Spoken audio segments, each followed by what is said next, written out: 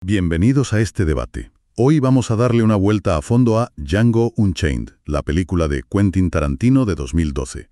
Tenemos un análisis detallado que nos va a servir de mapa. Hola, sí, un análisis que plantea cuestiones muy interesantes sobre la película. Exacto. Nuestro objetivo es desgranar un poco cómo este western, ambientado en el sur esclavista de Estados Unidos, mezcla, homenaje al cine, denuncia social y una narrativa de liberación muy potente. Ajá. Y nos vamos a centrar, siguiendo el análisis, en 3 puntos clave. Primero, la violencia.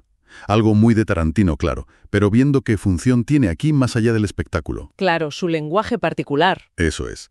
Segundo, el tema del revisionismo histórico. O sea, cómo se representa la esclavitud y cómo se reescribe simbólicamente el pasado. Y tercero, la figura de Django. Este héroe, diferente, un outsider, en su búsqueda de libertad. Empezamos. Vamos a ello. Pues venga, empecemos por lo más reconocible de Tarantino, la violencia.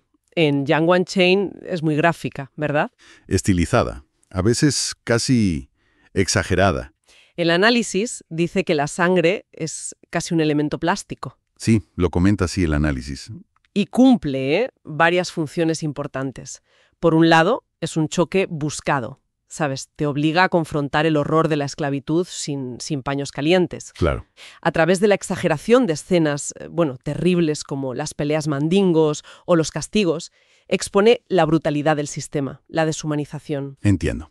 Pero lo fascinante, y esto lo subraya el análisis, es cómo esa misma violencia cambia de significado cuando la usa Django. Ahí está la clave. Exacto. Se convierte en una herramienta de justicia, una revancha simbólica, digamos, para generaciones oprimidas. Proporciona una catarsis, una especie de justicia poética que la historia real no ofreció. Así que la violencia deja de ser solo espectáculo.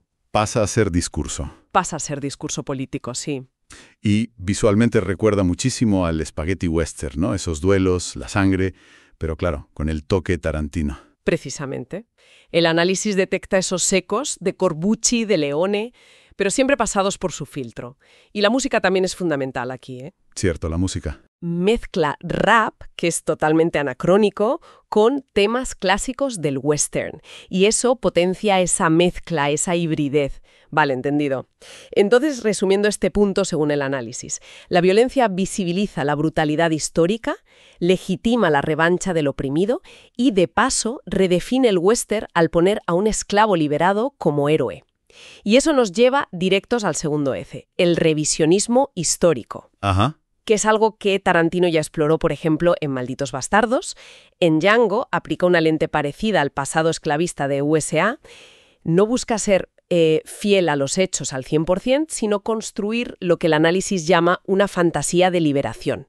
El análisis describe ese sur como, un microcosmos de horror, especialmente en sitios como Candyland. El sadismo de la élite blanca, la humillación constante, las peleas a muerte. Sí, lo retrata así, pero lo que distingue a la película, según el análisis, es la inversión del relato.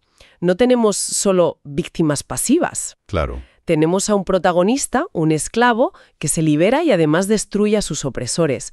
Es una inversión de roles muy potente. Produce un efecto liberador, ¿sabes? Como si el cine hiciera posible esa justicia que la historia, negó. O sea, la idea no es negar la historia real, para nada. No es eso. Sino abrir un espacio con la ficción para resignificar la memoria. Algo así como una reparación simbólica. Exactamente. El análisis lo plantea como una pregunta implícita. ¿Y si los esclavos hubieran podido vengarse así? La película te da esa respuesta como justicia poética. Muestra la brutalidad, sí, pero propone un escenario de revancha que altera la memoria histórica y devuelve simbólicamente la dignidad. Muy interesante. Y esto nos lleva a Django, el personaje. El análisis lo define como un héroe outsider, ¿no? Un marginado. Es un esclavo liberado, así que ya no encaja del todo ni con los esclavos ni, por supuesto, con los blancos. Está como en tierra de nadie. Esa marginalidad es clave, según el análisis. Su búsqueda inicial es muy personal, rescatar a su esposa, a Brunhilda. El amor es el motor, lo que le da un tono épico, romántico incluso. Sí, pero claro, su misión personal choca de frente con el sistema racista, que prohibía esas uniones. Así que su lucha por ella se convierte también en una lucha por la libertad, en todos los sentidos, amorosa, individual y social. Y ahí la relación con el Dr. King-Schultz es fundamental, ¿verdad? El análisis lo señala como mentor, como aliado, alguien que le da herramientas, ¿sí? Pero sobre todo, reconocimiento y respeto, rompe las jerarquías raciales en su trato. Preparado para ser el héroe por sí mismo. Culmina su transformación. Eso es. Y a diferencia del héroe del western clásico, que solía ser el pistolero blanco que impone o restaura un orden, Ajá. Django es un esclavo liberado que viene a destruir un orden corrupto. Su condición de outsider no lo debilita, al contrario, lo empodera. Se convierte en el agente del cambio. El análisis ve en él, pues eso, al vengador, al amante y al libertador, todo en uno. Representa el triunfo del oprimido. Una figura muy potente. Sí. En resumen, el análisis presenta a Django Unchained como una obra compleja, con muchas capas.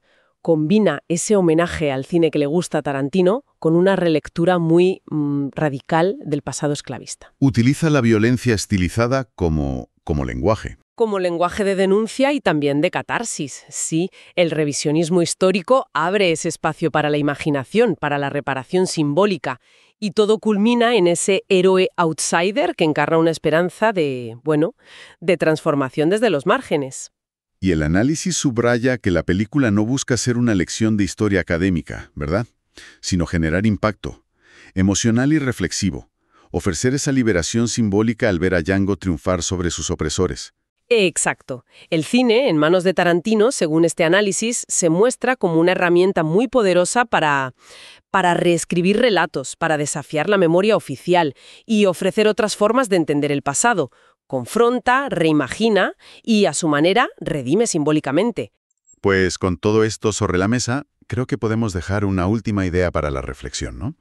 Más allá de la catarsis o la justicia poética que puede ofrecer una película como esta, ¿de qué manera influye este tipo de narrativa ficticia, de venganza, en nuestra forma de comprender y procesar los traumas históricos reales? Es una cuestión muy pertinente, sí, sobre esa intersección complicada entre arte, historia y memoria colectiva. Da para pensar. Desde luego. Y nos gustaría mucho conocer la opinión de quienes nos escuchan sobre este debate. Muchas gracias por acompañarnos en este análisis profundo de Django Unchained.